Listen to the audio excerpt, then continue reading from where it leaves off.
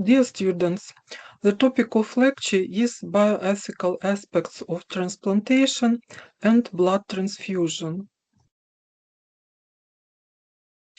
Blood is a medical product of human origin, and its availability is dependent on the contribution of the donor, who gives blood for the benefit of others with no physical benefit to her or himself. The availability of a safe, effective, and sufficient supply of blood and blood products, as well as their optimal use for patients, underpins the practice of modern medicine. Code of ethics for blood transfusion had been approved at the General Assembly at Copenhagen on June 20th, 2017.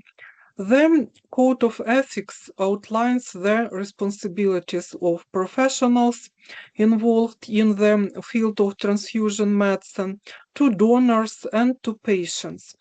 These responsibilities are aligned to the well-acknowledged four principles of biomedical ethics: autonomy, non-malfeasance, beneficence, and justice. A specific aspect of another principle, dignity, covering all four principles, specifically applies to donors. The International Society of Blood Transfusion, as a body of transfusion medicine professionals, describes professional standards for practitioners active in the field. Blood is a medical product of human origin, and so its availability is dependent on the contribution of donor who gives blood for the benefit of others with no physical benefit to her or himself. It is therefore important that the contribution of the donors and their donation is respected and that all responsible steps are taken to protect their health and safety, and that appropriate safeguards are in place to ensure that the products derived from the donation are used appropriately and equitably for the patients. The society endorses the principles contained in the Convention for the Protection of Human Rights and Dignity of the Human Being with regard to the application of biology and medicine. Convention on Human Rights and Biomedicine had been approved in Oviedo 1997, and also the recommendations contained in the World Health Assembly resolution on the utilization and supply of human blood and blood products. Consistent with this, International Society of Blood Transfusion affirms the importance of the principle of voluntary non-remunerated donation as the basis for the establishment and development of blood services. Blood services provide blood for patients and information and advice to clinicians to support the appropriate use of blood.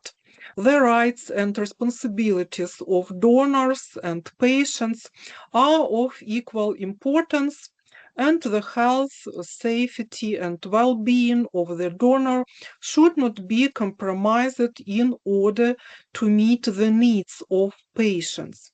The Code of Ethics also includes a series of statements directed to health authorities that relate to the stewardship of the blood supply. The society expects the professionals being involved in their field and to the extent within their control also adhere to the principles contained in this section of the document. In addition to equitable access to treatment, the patient has a right to expect that her or his autonomy is respected and that a decision to transfuse is made for her or his benefit and avoids the risk of unnecessary or unreasonable harm to her or him. So, in the Code of Ethics, there are listed ethical principles relating to blood transfusion to recipients. First of all, principle of autonomy. Specific consent must, where feasible, be obtained prior to the transfusion. The consent should be informed, and in order to achieve this, information must be provided on the known risks and benefits of blood transfusion and any possible alternative therapies in order to enable a decision whether to accept or refuse the procedure. The information must be provided in a way that is comprehensible to the potential recipient. In the event that specific consent cannot be obtained, the basis for treatment by transfusion must be in the best interests of the patient. Any valid advice directive should be respected. The principles of beneficence and non-malfeasance. The patient has a right to be treated with dignity, and therefore decisions on the need for transfusion should be based on genuine clinical need. Transfusion therapy must be given under the overall responsibility of a registered healthcare professional who is competent to do so. Patients should be informed if information becomes available following a transfusion that indicates they have or may have been harmed by the transfusion. Information concerning the patient and the treatment that they receive should be managed in a confidential manner. As for principle of justice, patients should be treated equitably for the same healthcare condition. This implies that medical decisions relating to transfusion of blood should be evidence and treatments for patients adapted to the local healthcare situation. The patient should, within the constraints of the local health system, receive the most appropriate blood products that are available. As far as possible, the patient should receive only those particular products, whole blood, cells, plasma, or plasma derivatives, that are clinically appropriate and afford optimal safety. There should be no financial incentive to prescribe blood. Among ethical principles relating to donors are listed also principle of autonomy. The autonomy and dignity of the donor, including potential donors, must be respected at all times. The donor does not physically benefit from the donation, thus the donor should be exposed to as little harm as possible in compliance with the principle of non-malfeasance. The donor must be expressively provide consent to the donation of the blood. The consent must be informed. Informed consent should include knowledge of all known risks associated with the donation, of the subsequent legitimate use of the donation, and of how information pertaining to the donor and donation will be treated confidentially. The consent should, where appropriate, include information on possible commercialization of the products derived from the donation and whether the donation might be used for research, quality control, or any other purpose. Information provided by the donor and generated about the donor, that is, test results, for instance, must be treated confidentially. The donor should be informed in advance of the release of any such information. Principal dignity and non-malfeasance. Donor selection criteria must be applied to protect the health of recipients and donors. Donors must be made aware of their responsibility not to harm the recipient. Donors must be informed if they have or may have been harmed, or in the event that any results of information regarding their donation may have an impact on their health. The decision to administer any substance or medicine to a donor for the purpose of increasing the concentration of specific components of the blood or for any other reason should take into account that there is no benefit to the donor. This should only be considered when there is good evidence of specific benefits to the recipient or in the context of research approved by an ethics committee, and when the donor has been informed of all known risks and these have been reduced as far as it possible. Anonymity between donor and recipient should be ensured except when both donor and recipient freely and expressly consent otherwise. All matters related to donation of blood and its clinical use should be in compliance with appropriately defined and internationally accepted standard. Principle of stewardship.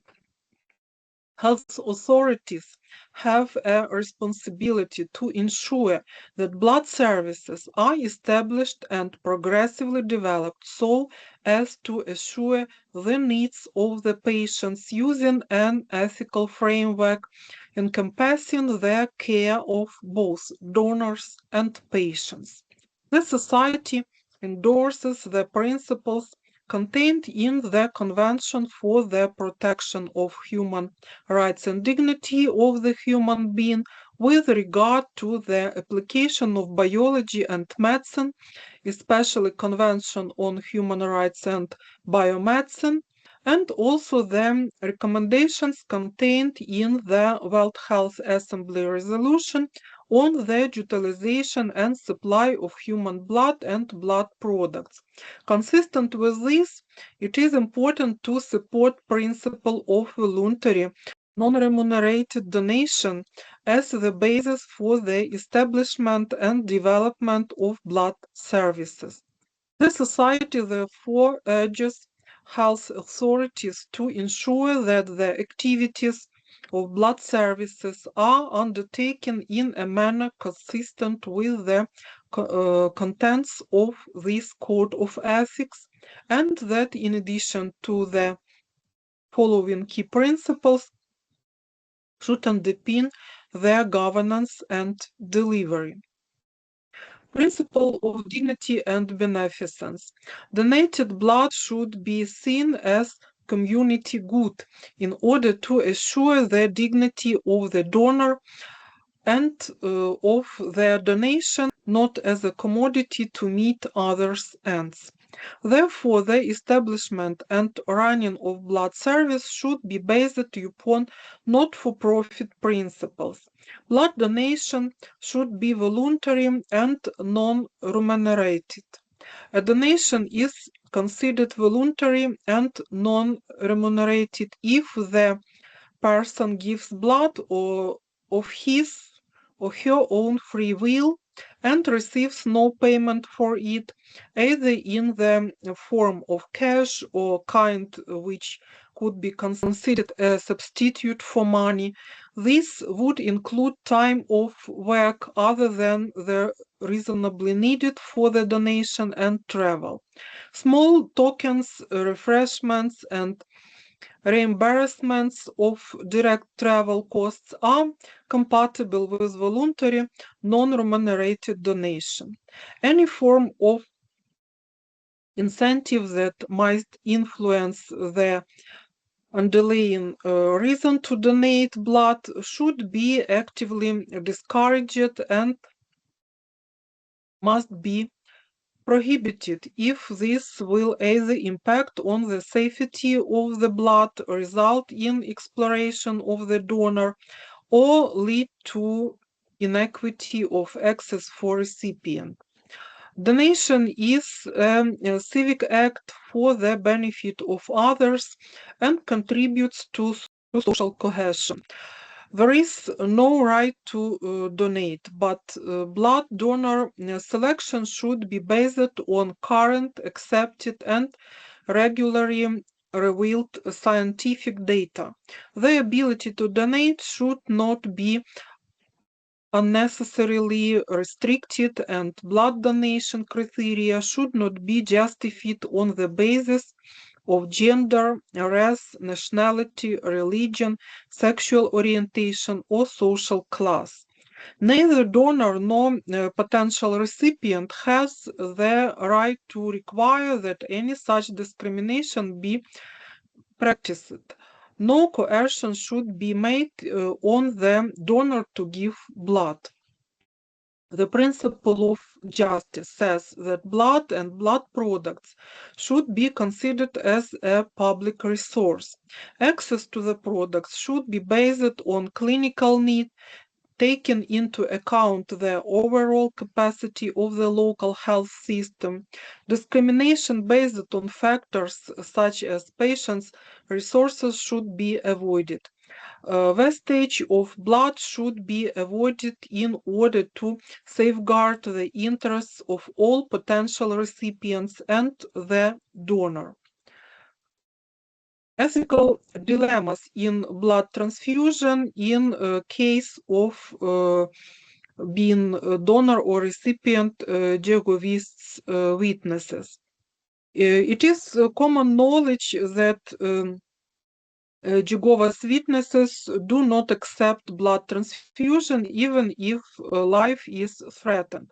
This refutation is supported in the biblical text, Genesis and Leviticus, which recommend the faithful to obtain from meat for considering that it has a soul and that the assimilation of blood in the organism by the mouth of the veins would violate the God's law. The GV affirms that the human being's soul lies in the blood and as such it cannot be passed on to another person. If that happened, the adept would disobey the commandment of loving God with all his or her soul. Alternative hemotherapies is available to round this problem. The ethical dilemmas involving healthcare for GVs can be solved by means of alternative hemotherapies or by transferring such a person to CLH, which is Commissions for Hospital Relations in Brazil, or if any of these procedures are impossible, there is an apparent collision between the fundamental right to live and the fundamental right to freedom of conscience and belief, which will force the professional to decide in favor of the prevalence of the person's dignity as the limit and base for other rights. The ethics of organ transplantation is one more important part of our lecture.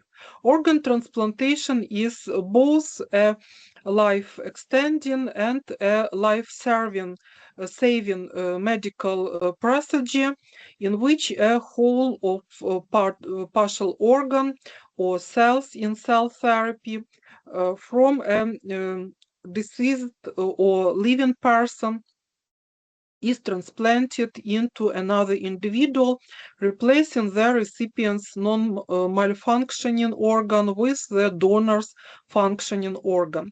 Advances in the science of organ transplantation since 1980s have significantly broadened the range of transplantable organs and improved transplant outcomes. Transplant centers in different parts of the world successfully transplant kidneys, livers, lungs, hearts, pancreases, and intestinal organs, and the procedure is considered the preferred treatment for several indications. Since the first kidney transplant in 1954, the increasing success of and innovations in transplantation have created a demand for organs that greatly exceeds the supply in most countries. The scarcity of organs is a major impetus behind the continuing search for and development of alternative ways to expand the pool of organs and tissues available for transplantation. A major development is the procurement of organs from family members and most recently from friends and even from strangers. There are also desperate patients soliciting organs on the internet, the compensation of living donors for related expenses, or even the bestowing of financial rewards for donation and the experimental use of organs from animals. These recent trends are at the forefront of current ethical debate on transplantation, and they are gaining varying levels of acceptance in different countries by both the public and the transplant community. The sale of organs is another highly complex subject that has received much attention. Organ transplantation presents several ethical challenges. Amongst these are issues related to the determination of death, organ procurement, and organ allocation, and also ratio between cost and effectiveness of the procedure.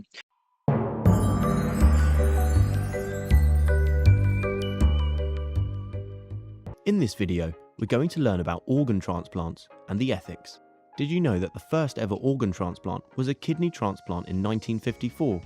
In fact, it was between two identical twins. Why and how? You'll learn just that in this video. An organ transplant is the replacement of a damaged or missing organ by a working and healthy organ. They can be any organs from livers to kidneys to skin. Yes, skin is an organ. Transplant can save or greatly enhance lives. The donated organ can either be from a deceased donor, so the donor decided to donate their organs before they died, or from living donors, with organs such as kidneys, because we have two but can live perfectly well with just one. It means we can be living donors for kidneys. Same with our liver. We can donate part of your liver.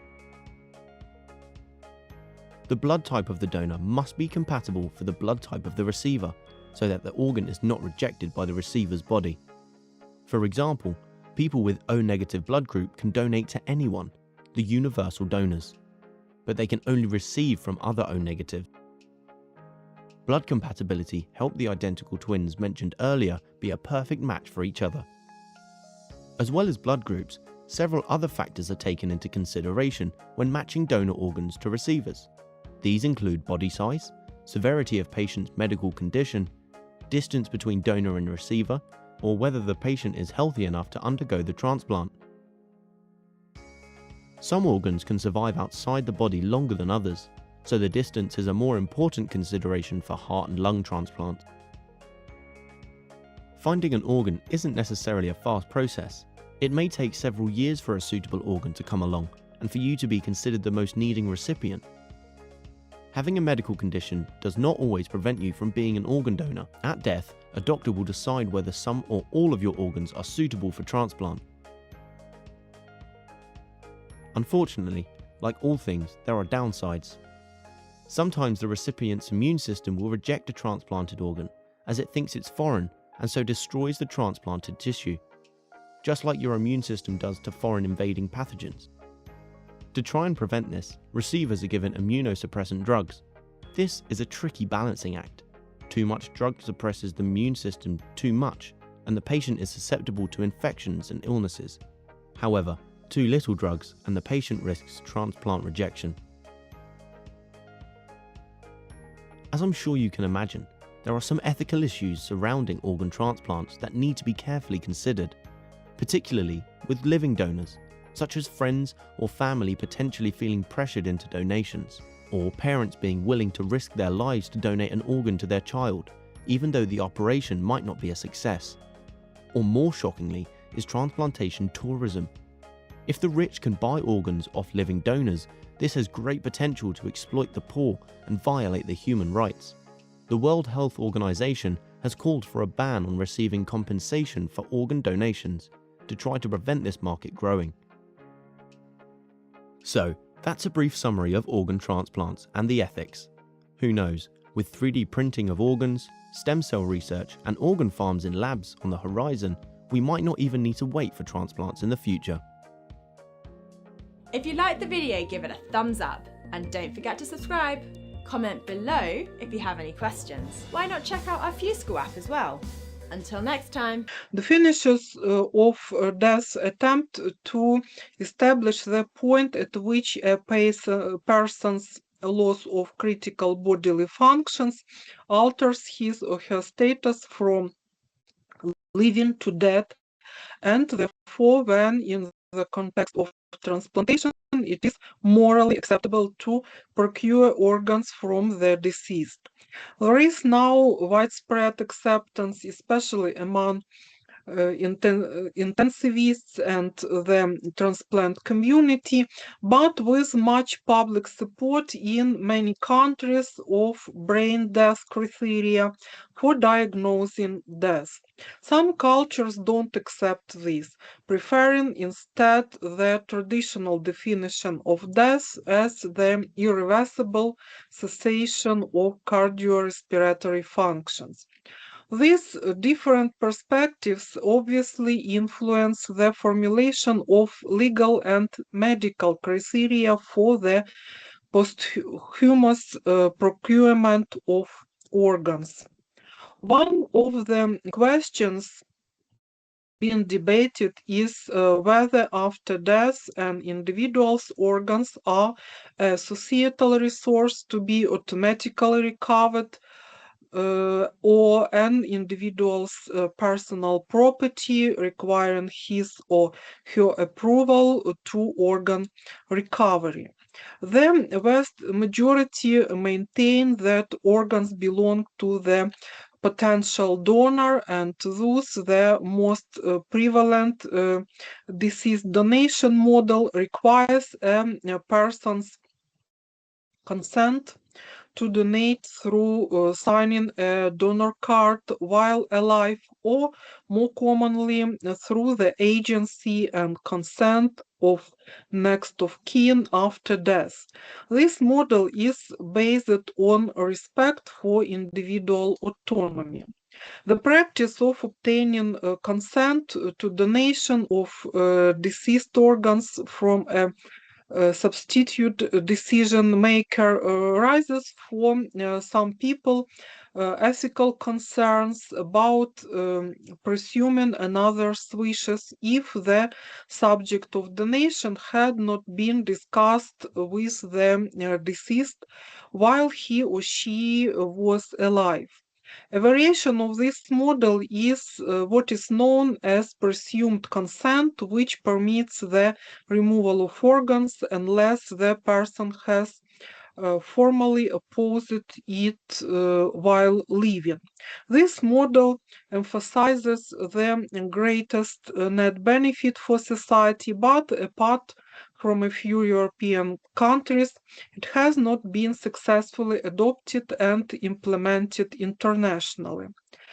Organ procurement from the living is more accepted in some parts of the world than others.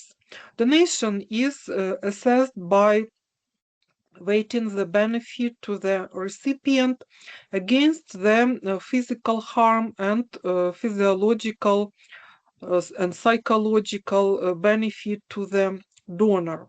Many agree that donation between relatives is ethical because their familial relationships appear to justify the risks involved.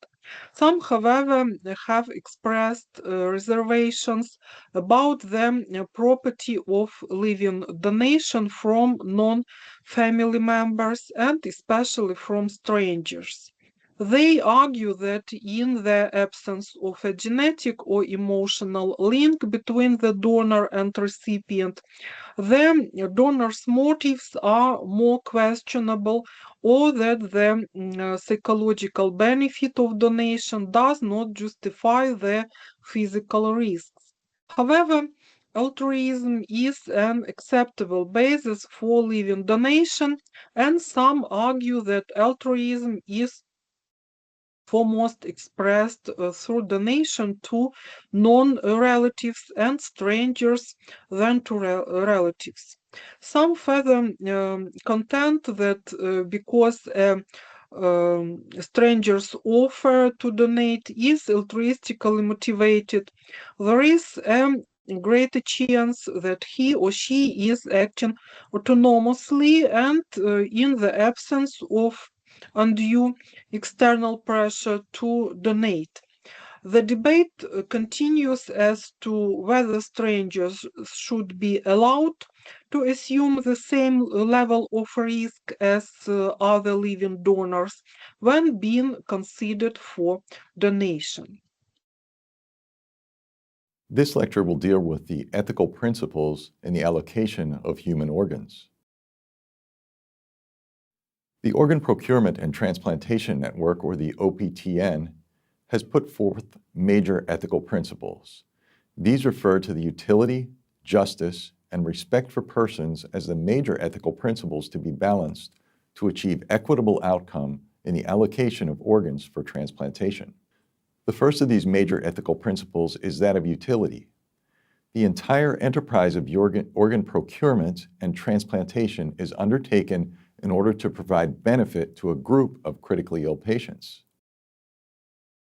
A second major ethical principle addressed by the OPTN is that of justice. Justice represents equitable access by patients to organ transplantation and for assuring the equitable allocation of donated organs among transplant centers and among patients who are medically qualified for an organ transplant. A third of the major ethical principles addressed is that of respect for persons. Respect for persons is a principle whereby we hold that we owe to humans a respect that they should be treated as ends in themselves and not as merely some sort of means to another end. When these scarce resources of organs are sought by more people than there are organs to go to, there is conflict which obviously ensues. We therefore need to deal with the concept of resolution of conflict in an appropriate way. Conflict, in fact, may occur when these scarce organs need to be assigned among multiple deserving potential recipients. How do we decide? Well, the following issues need to be considered in making optimal decisions: utility and justice, respect for autonomy, and allocation and access. Let's look at these in a bit of more detail. With regards to the concept of utility and justice, it is unacceptable for an allocation policy to strive single-mindedly to maximize aggregate medical good without any consideration of justice in the distribution of this good, or conversely, for a policy to be single-minded about promoting justice at the expense of overall medical good. Therefore, we must always balance the good to society with concern for the individual patient when making these decisions. The second of these categories was respect for autonomy. A clear case of autonomy would be, for example, a directed donation from one family member to another, such as a specified individual in which allocation is based solely upon individual autonomy without regard for any sort of either justice or utility. We may see this, for example, when a brother donates a kidney to a sister. The OPTN, however, on the other hand, has long opposed donations directed toward a given social group, such as those based on race, religion, gender, or sexual orientation. In general, this type of action is opposed as being unethical in nature. The third of these, then, dilemmas was that between allocation and access. It is very clear that equitable access to the transplant waiting list is the cornerstone of any equitable organ allocation. Waiting lists take into consideration not just time on the list, but associated medical conditions which may influence the viability of a transplant procedure which might be carried out on a given patient.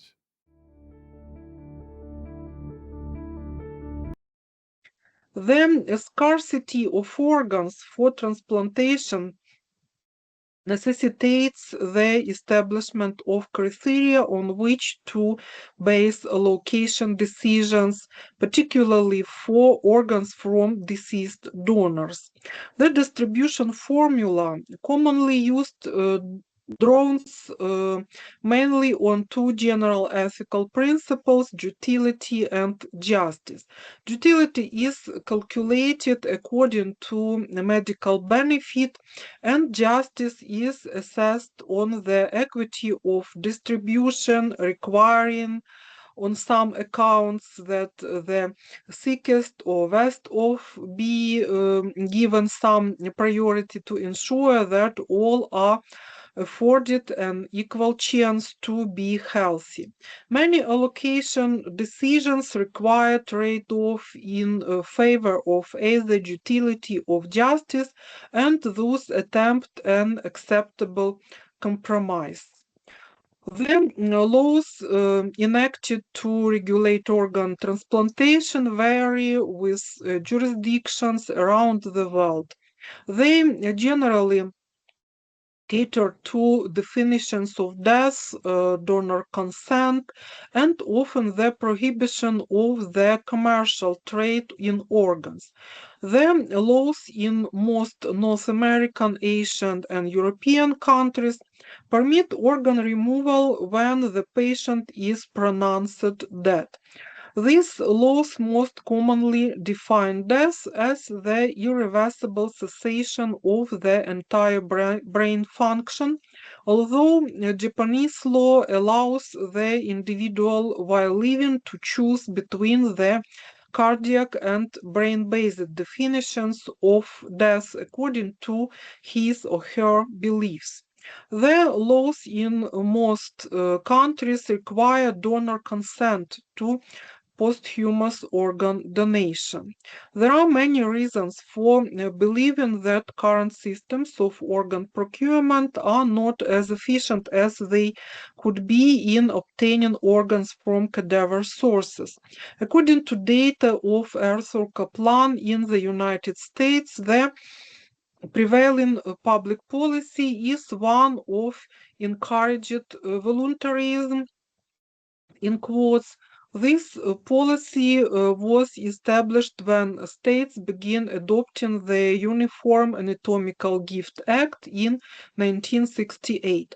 The United States, as well as Canada, the United Kingdom, Denmark, Australia, and many other nations, rely on altruistic donation, reinforced by ongoing public education campaigns.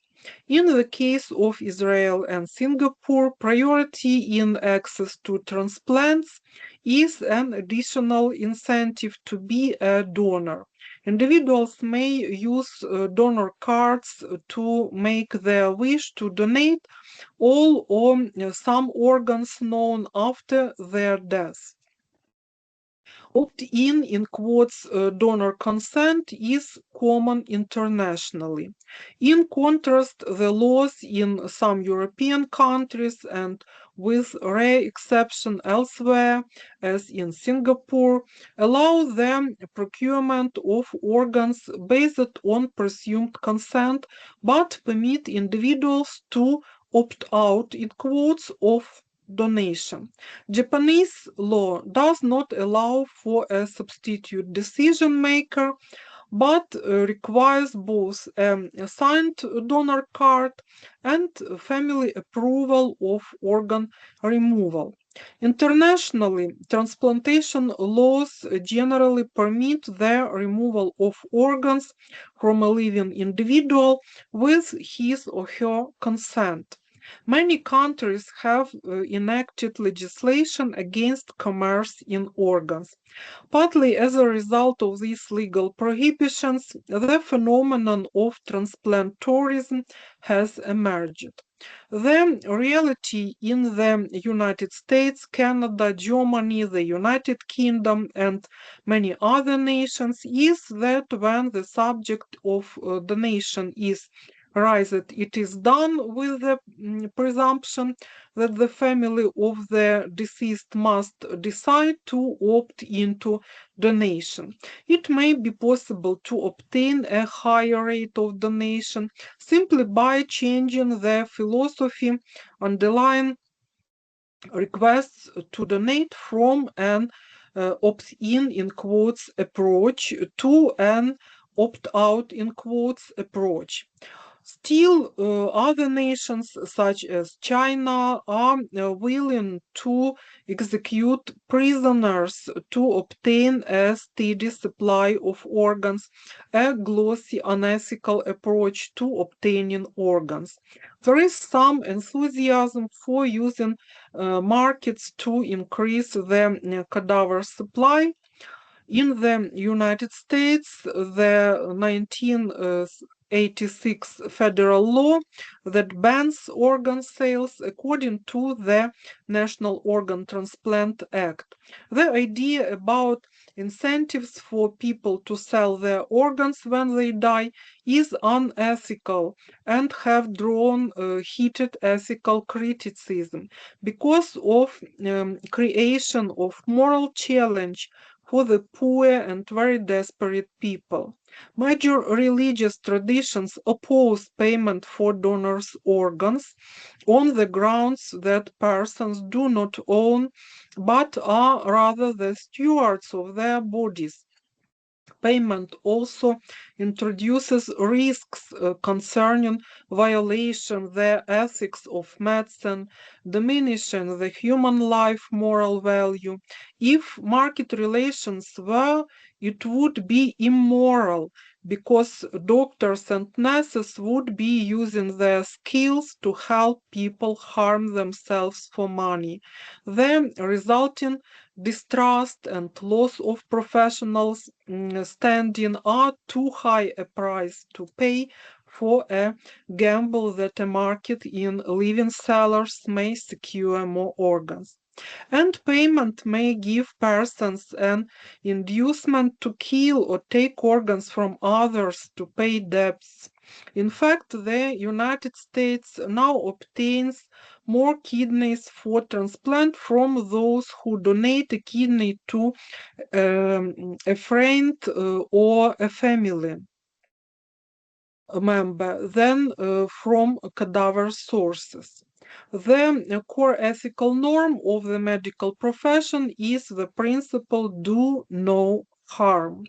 The only morally defensible way to remove an organ from someone is if the donor chooses to undergo the harm of surgery solely to help another, and if there is sufficient medical benefit to the recipient. Unlike payment for organs, the compensation for expenses incurred by donation is considered completely justified. A genuine compensation is allowed in most countries Although there has been little work done to define acceptable limits of reimbursement and, more importantly, to develop schemes of methods to reduce disincentives to donation. Government agency, transplant regulatory bodies, and healthcare institutions recommend and set policies that, in addition to legislation, guide transplant practice with respect to definitions of death, location, decision, and organ procurement. Despite the widely adopted legal definition of brain death, individual hospitals have varying practices used by physicians to certify death.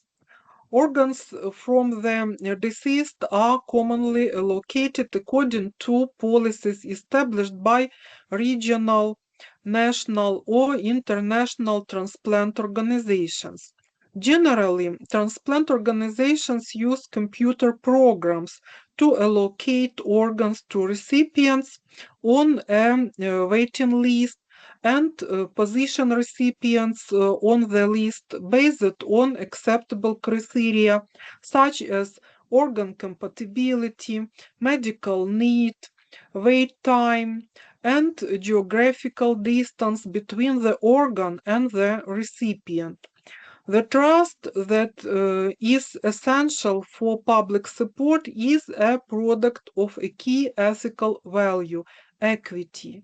The values of the altruism and autonomy, the foundations of organ procurement, rest on the presumption that organs which are given freely, voluntarily, and altruistically will be distributed in a fair and impartial manner to those in need.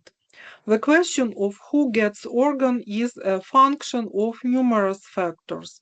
How many transplant programs there are, how many organ donors there are, what standards exist for evaluating the suitability of organs for transplant, how far organs and tissues can be shipped without damage, whether a person has health insurance or not, and a host of other variables.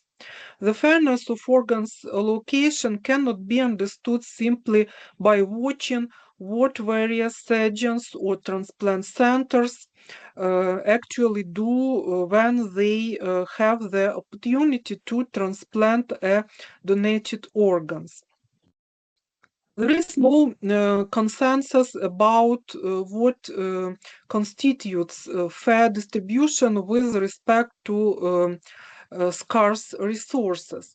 There are theories of justice that would direct resources to those most likely to benefit from them, to those who are seen and most deserving, to those who are seen as likely to make the greatest social contribution in the future, to those willing to pay the highest price for them, to those who have the greatest responsibility for nurturing the lives of others, to those likely to enjoy the highest quality of life, or through a random system of allocation such as a lottery. In healthcare, a strong case can be made for following a policy that maximizes the number of lives saved.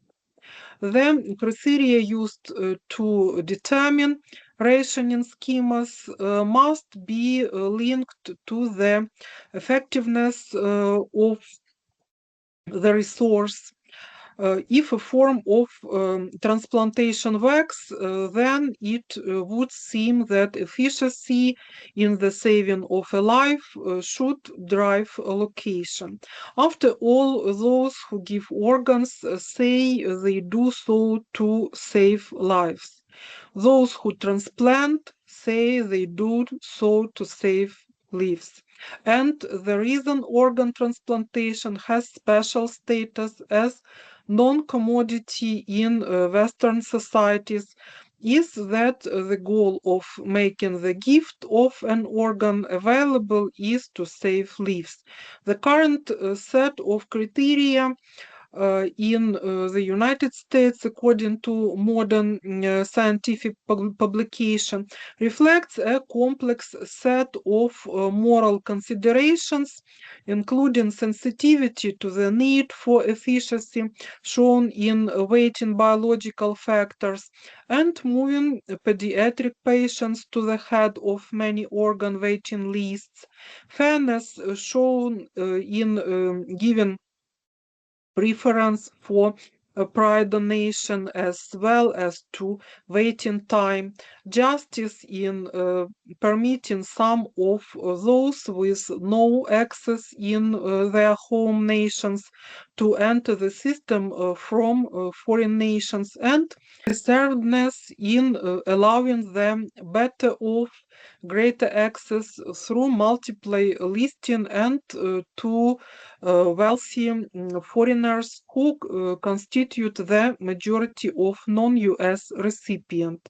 Proponents of a change in rationing criteria to give more weight to efficiency make their case based on the waste in lives and life years lost created by too much emphasis on waiting time. To improve survival with a transplant, a system of rules weighted toward survival matching could be used. This means allocating the highest quality kidneys to the candidates with the highest estimated post-transplant survival and allocating the remaining organs so that candidates who are within 10 to 15 years old or younger of the donor's age receive the highest priority. In a rationing situation, saving the most lives and the greatest number of quality life years is a strategy that is followed in rescue scenarios or when facing public health emergencies. Giving them greatest weight to efficiency also seem consistent with what donors intend, shifting toward efficiency defined as both increasing the odds of saving lives and saving the most life years, although not the exclusive value for rationing would seem to make the most moral sense in confronting limited resources. Shifting public policy to expand those limited resources and minimize scarcity is a powerful requirement in any situation in which rationing exists, including transplantation. Policies on living donation at most transplant centers support donations from relatives. Donations from friends and altruistic strangers are increasingly being accepted.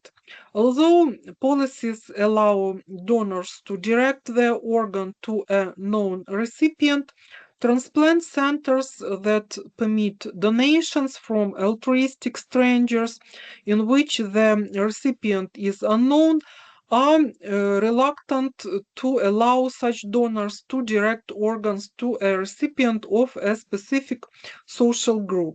Instead, the recipient is selected according to the same waiting list criteria as for deceased donor organs.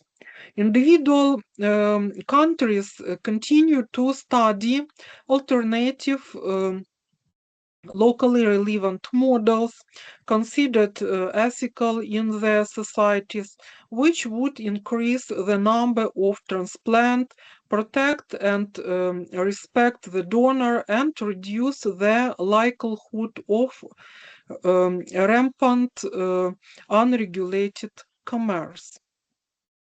Practice guidelines for deceased donation in instances in which a person's death is expected but has not yet occurred urge that declarations of death or the decisions to withdraw life support be made by a physician who is not a member of a transplant team and before approaching the family about donation.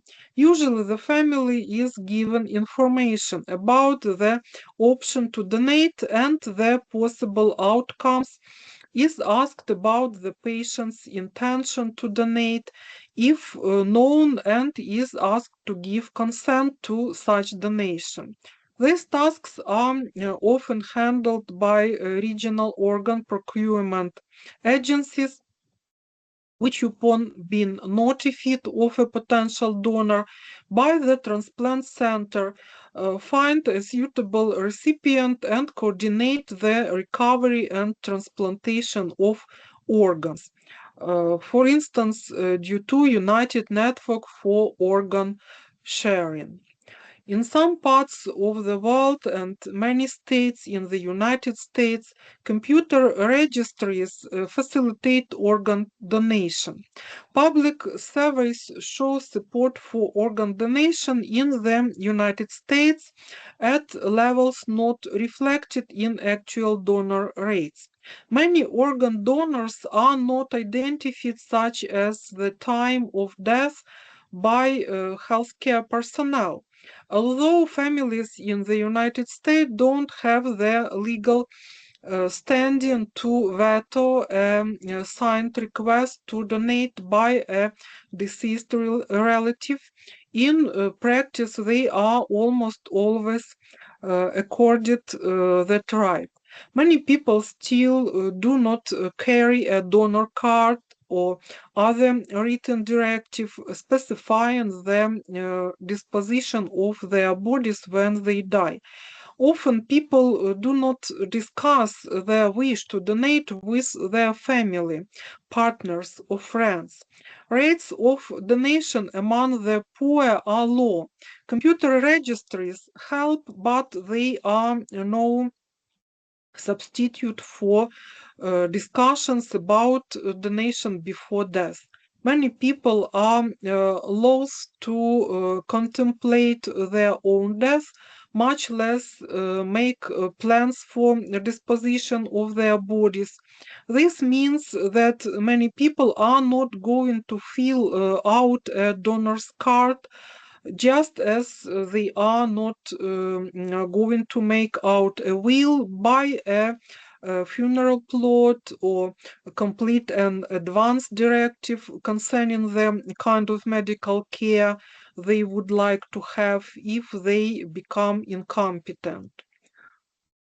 The fact that healthcare has in recent years become increasingly centralized in large and in impersonal institutions undermines trust between patients and healthcare providers. It is very difficult to trust in the good intentions of strangers. Some people are afraid that if they carry a donor card, they may not receive aggressive medical care if they need it, so that others can be given their organs. Still others believe that only the rich can get transplants and so see no reason to act as donors. The failure to secure highest rates of compliance with respect to written directives and healthcare providers are, however, only part of the explanation for low rates of organ procurement. Consensus statement and recommended ethical practice guidelines on living donation identify several practical elements as essential to ensure the well-being of living donors. With respect to informed consent, a donor must be fully and accurately informed about and demonstrate an understanding of the risks and benefits of donation as it affects themselves and the recipient, as well as the different treatment options available to the recipient. A period of time between consent and the operations recommended, during which the donor has an opportunity to reconsider his or her decision. The transplant center must ensure that the donor's decision to donate is voluntary and is not influenced and is not performed under the pressure or underly by material gain, coercion, or other factors that may reduce individual autonomy. It is recommended that, if possible, the donor and the recipient be assigned separate care teams or advocates to protect their individual interests, as well as to enhance confidentiality and avoid conflicts of interests. Assessments of medical suitability will depend on which organ is being donated and will be carried out by the transplant team physicians. The donor's psychological suitability must be evaluated to rule out psychological risk factors such as severe mental disorder. It is also advisable to evaluate other factors such as economic constraints or domestic issues. These evaluations help to determine whether the donor is mentally competent to give informed consent and if his or her decision is voluntary.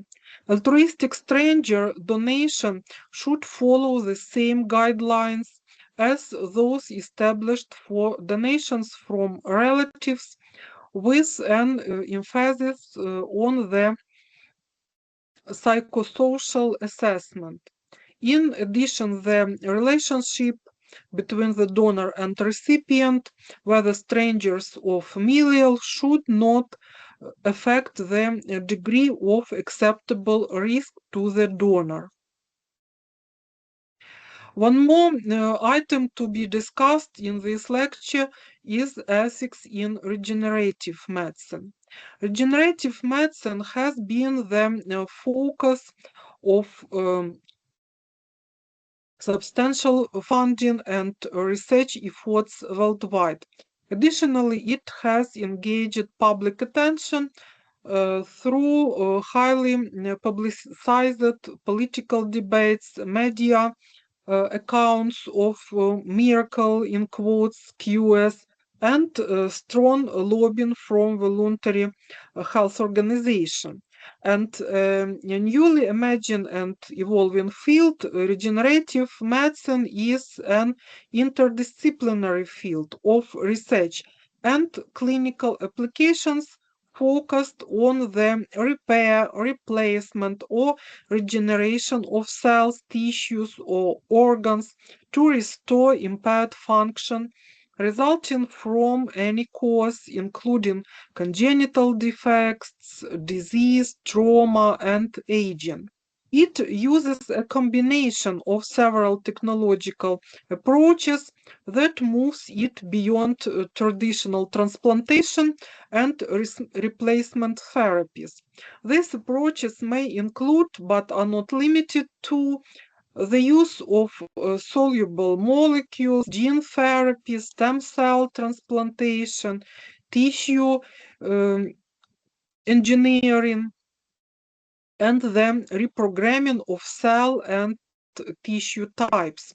Regenerative medicine can be thought of as the next phase in the evolution of organ transplantation and replacement therapies. Instead of simply replacing cells, tissues, and organs, however, regenerative medicine aims to provide the elements required for in vivo repair, to design replacements that seamlessly interact with the living body and to stimulate the body's intrinsic capacities to regenerate. Disciplines contributing to this field include genetic and molecular biology, materials science, stem cell biology, transplantation as well, developmental biology, and tissue engineering. In the realm of tissue engineering, for example, researchers aim to design and grow new tissues and organs using cells, scaffold materials, and soluble molecules to guide growth. Such developments could help to overcome challenges facing traditional transplantation, such as immune rejection and shortages of donor material. It has been estimated by Commission on Life Sciences that stem cell-based therapies, one aspect of regenerative medicine, could potentially benefit over 100 million patients in the USA, along with conditions such as diabetes mellitus, autoimmune diseases, cardiovascular diseases, cancer, and neurodegenerative diseases as well. Regenerative medicine raises a number of ethical issues, some of which, such as the moral status of the embryo, are relevant at the broad societal and policy levels, and focuses specifically on ethical issues that are likely to be encountered in everyday clinical practice. They are informed consent, decision-making capacity, therapy versus enhancement, and transplantation ethics. Firstly, regenerative medicine presents new challenges to the process of informed consent.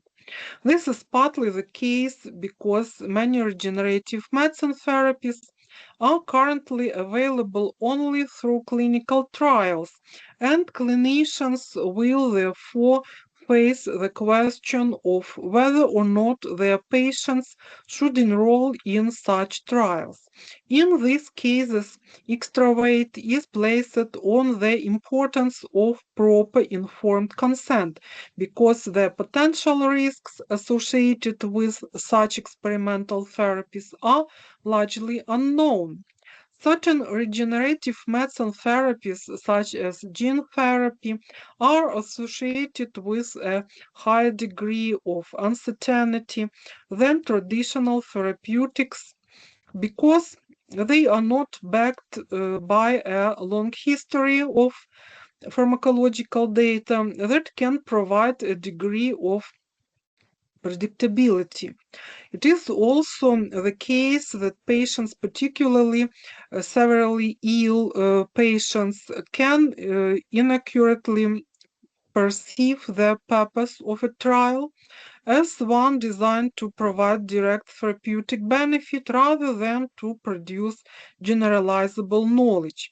Clinicians, therefore, must be particularly alert to their obligation to fully disclose and explain potential risks, benefits, and areas of uncertainty in order to allow their patients to give true and full informed consent to treatment. Regenerative medicine also presents challenges to the informed consent process because of its innovative nature. As an innovative technology, regenerative medicine raises questions regarding a patient's ability to consent fully to treatment, given that the therapies are often complex and unfamiliar. simplifying complex material so that patients can appropriately comprehend potential therapies can be challenging. Clinicians, however, have an ethical obligation to provide clear and reliable information to patients and to verify that the patient has fully understood this discussion. The duty to inform patients accurately and thoroughly is of particular relevance in the face of media attention and hype, which may lead to unrealistic expectation of potential therapeutic outcomes. Secondly, regenerative medicine can raise issues related to a patient's capacity to consent to treatment. This relates primarily to therapies targeted at the brain, and it takes on a particular importance with respect to regenerative medicine because of the newness of the technology, the complexity of the organ being targeted, and because many of the patients receiving such therapies will be suffering from neurodegenerative diseases that could compromise their decision-making capacity. Thirdly, clinicians could face issues regarding the appropriate application of regenerative medicine therapies, given their potential dual use, that is, given their ability to be used as a therapeutic tool, but additionally as a method of enhancing normal function. Precisely what constitutes impaired versus normal function and thus what constitutes therapy or enhancement remains be addressed on a case-by-case basis. Carrying out an intervention purely for enhancement purposes does not necessarily mean that it is unethical. Enhancements can, however, raise concerns that concepts of normalcy may be shifted, that the autonomy of children will not be respected, and that a person's sense of self may be affected, particularly when considering neurological enhancement. One imagine neurodegenerative treatment, for instance, involves injecting self-assembling synthetic peptides into the brain, which form nanofiber scaffolds in vivo to stimulate brain tissue and nerve regrowth. This technique has been successfully used to restore sight in hamsters with several optical nerves. Finally, given that the application of many regenerative medicine therapies will involve the transplantation of cells, tissues, organs, or artificial constructs into the body, ethical issues similar to those faced by the field of traditional transplantation are raised. These issues include the ethics of procuring donor materials and compensating donors, respect for different cultural perspectives on organ transplantation, as well as protecting patient safety, particularly with respect to non-human animal-derived materials. Unlike traditional transplantation, where organ procurement and transplantation occur within a relatively short time frame, it may be the case that cells donated for regenerative medicine therapies are preserved and used many months or even years after the time of donation. This raises the question of whether the donors should be recontacted to update their family history in the interests of protecting the safety of the recipient. Such recontact would, however, need to be weighted against the donor's right to privacy and confidentiality. The law relevant to regenerative medicine is primarily focused on the regulation of stem cell research. This legislation will affect the extent to which physicians will encounter regenerative medicine therapies in practice and the kinds of therapy that are at their disposal. There is currently no international consensus on the regulation of stem cell research. As such, legislation varies broadly worldwide from permissive to flexible to restrictive policies. Countries with permissive policies on stem cell research include China, India, and the UK, based on human fertilization and embryology research purposes regulations. In these countries, stem cell may be derived from a wide variety of sources, including the derivation of human stem cells from embryos created specifically for research purposes through somatic cell nuclear transfer.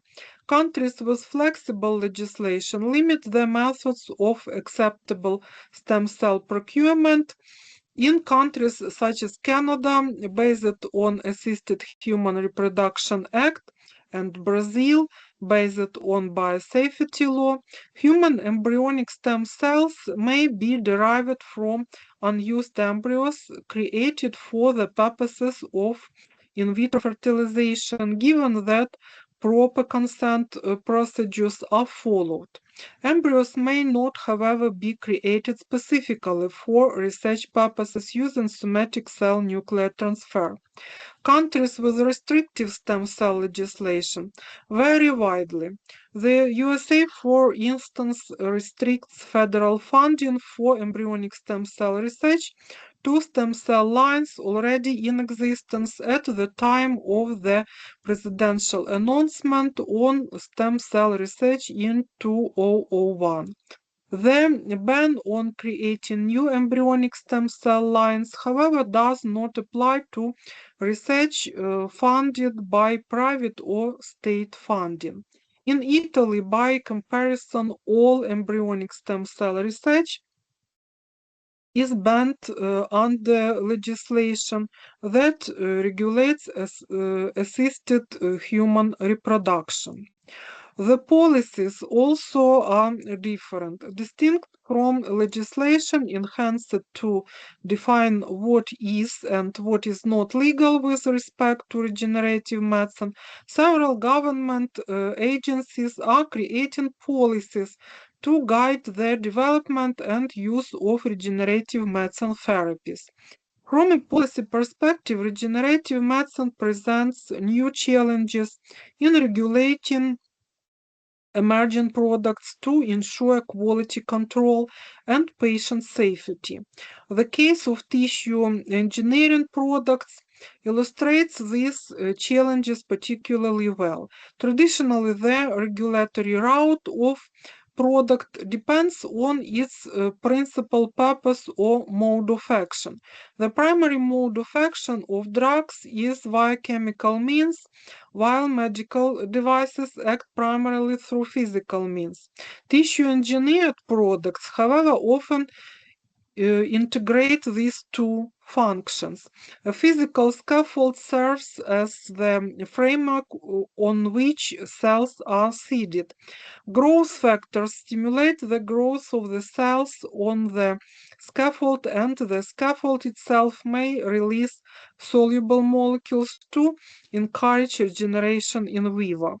Many countries are still striving to create policy that can accurately and effectively regulate the development and application of tissue engineered products. The European Union Commission to Regulate Tissue Engineering Technologies released draft regulations for public comment in May 2005. In the USA, the Food and Drug Administration at 2004 has created the Office of Combination Products to coordinate the regulation of tissue engineering products. Additionally, the current Good Tissue Practices Final Rule, released in the USA in May 2005 by US Food and Drug Administration, strives to regulate cell and tissue-based products by focusing primarily on safety and the potential for communicable disease transmission rather than on product identity standard. Empirical studies on the ethics of regenerative medicine largely focus on public opinion regarding the appropriateness of embryonic stem cell research and their understanding of stem cell issues. These studies may provide some guidance for clinicians regarding the benefits they are likely to encounter when discussing regenerative medicine therapies with their patients and the level of comprehensions they can expect their patients to have. A recent study of 9 countries in the European Union, for example, showed that the majority of those surveyed supported using spare embryos from in vitro fertilization for stem cell research, but not embryos derived via a somatic cell nuclear transfer. Regenerative medicine will present issues for a range of clinicians, including family physicians, transplant surgeons, neurologists, and other healthcare practitioners providing care to patients seeking and undergoing regenerative medicine therapies. Clinicians faced with the question of whether they should recommend patients for clinical trials of regenerative medicine therapies should take extra care to ensure that informed consent is a top priority. Clinicians should disclose all areas of potential risk, including any cases in which unforeseen risks have occurred. Any areas of uncertainty with respect to emerging therapies should be openly acknowledged. Time for in-depth discussion with patients should be allotted and should include the specific purpose of the clinical trial in order to avoid any therapeutic misconception on the part of the patient.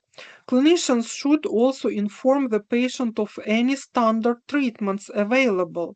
Throughout this process, clinicians should be sensitive to the fact that patients seeking experimental therapy may be particularly vulnerable because of severe illness or because they have exhausted all other treatment options. The high level of media attention around regenerative medicine may result in clinicians facing frequent requests for information from patients about specific regenerative medicine therapies.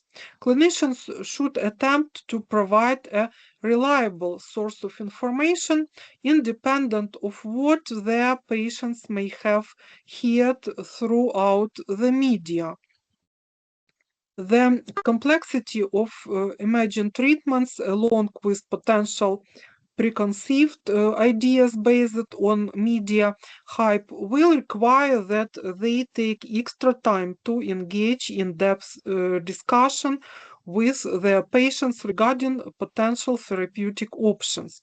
They should attempt to explain treatment options clearly and simply, asking frequent questions of the patient to ensure full comprehension of the risks and benefits of treatment. Asking patients what they have heard regarding a particular therapy and what their expectations are will help clinicians to ascertain their level of understanding, their source of knowledge, and any assumptions and beliefs regarding regenerative medicine that they may hold. Patients under consideration for regenerative therapies should be carefully monitored to assess their capacity to consent for treatment. In cases of uncertainty, a formal decision-making capacity assessment should be undertaken.